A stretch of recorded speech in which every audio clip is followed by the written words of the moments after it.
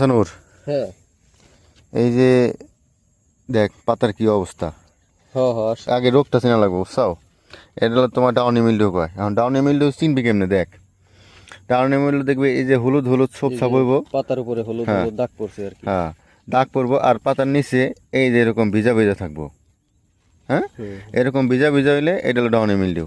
আর এই Downey mildew হইলে দেখ একটা প্রথমে গোড় পাতায় লাগে, তারপর আস্তে আস্তে খালি আস্তে উপরের আস্তে দিকে আস্তে পুরা এই যে গাছ ছায়া হ্যাঁ গেছে। এই যে পুরা গাছ ছায়া গেছে। আর এই গাছে কিন্তু তোর কাঙ্ক্ষিত ফল পাবি না। বুঝছো কি কইছি? ওই দেখ গাছে এর চেহারা অবস্থা। নষ্ট হয়ে গেছে। হ্যাঁ, তো এই রোগ হইলে কিন্তু পুরো আমার জাংলা শেষ হয়ে যাওয়ার সম্ভাবনা আছে। তাহলে এটার প্রতিকার কি? এটা প্রতিকার হলো, এটা তোমার ছত্রাক বাহিত রোগ। হ্যাঁ, এটা তোমার ছত্রাকনাশক ওষুধ দিতে হবে। কারণ ছত্রাকনাশক ওষুধের মধ্যে তুমি বায়ার কোম্পানির একটা আছে ভোলারে, নাইলে তুমি শ্যাম্পু একটা আছে জ্যাম্প্রো, তাইলে তুমি ওই নেটিভ ক্রপ কেয়ার আছে একটা সম্পদ,